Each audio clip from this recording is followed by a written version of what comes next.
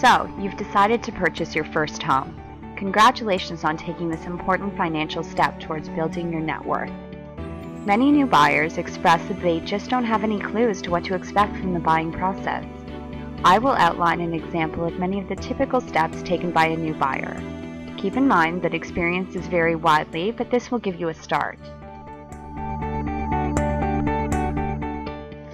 For many new buyers, this process brings forth many questions. How much will I be able to afford? Should I purchase a condo or freehold home, or are there other options? What type of mortgage should I get? Will I see an increase in the value of my home? Will I start my family in this home? The answer to all of these questions involves choosing the right experts and using the information available to make the best decision for you. For most buyers, their search begins with a mortgage specialist. This makes sense because having a solid idea of price range will ensure that a buyer's time and emotions are protected once they start looking.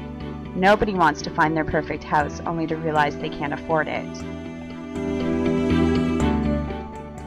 A mortgage specialist will run a credit check and look at any debt, as well as your salary. They can arrange the paperwork for any monetary gifts from family members and will also recommend that you keep some money aside from your down payment, usually around $5,000, for closing costs, lawyers' bills, and moving fees. If you do not already have someone in mind, your realtor will be able to recommend a list of professionals.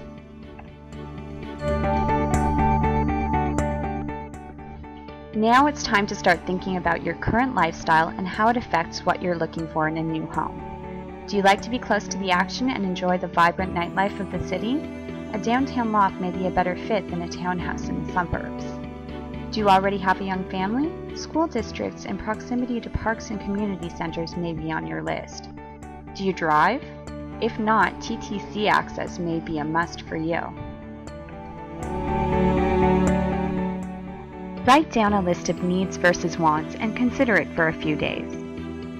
Often, once you begin looking at homes, a few items may switch back and forth between the lists, but this at least gives you a place to start and will allow your realtor to set up a customized property search for you.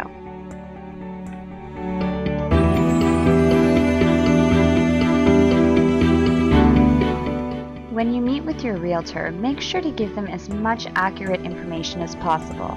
If you don't like a home they show you, tell them right away. The "I don't like this house because" line is one of our best tools in narrowing your search. Consider the benefits of signing a buyer representation agreement. Browsing websites and attending open houses on your own only allows you to see the tip of the iceberg when it comes to available properties. If you find a real estate professional who makes you feel comfortable and whom you feel is a good fit, formalizing your client-professional relationship is in both of your best interests.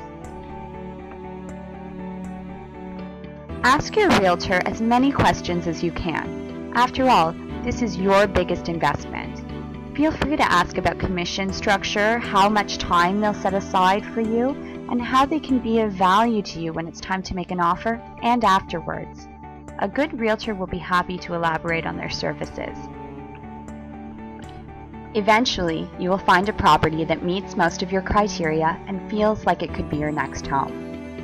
You'll turn to your realtor and say those magic words, "I want to make an offer."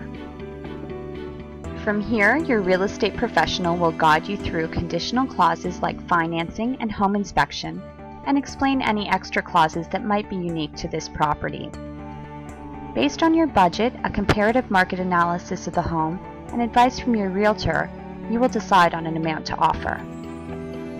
Once you have signed your offer, your realtor will contact the listing agent to present it. The listing party may counter your offer, asking you to meet them closer to their asking price, or occasionally they may not accept your offer at all, and you will continue your search. For our purposes today, let's say your offer is accepted. At this point, your work is almost done, and your realtor will help you coordinate with your mortgage specialist, lawyer, home inspector, or any other professional to ensure that conditions are met and the sale proceeds smoothly.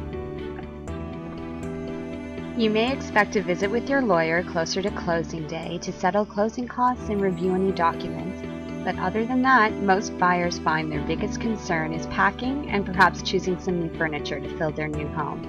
Enjoy!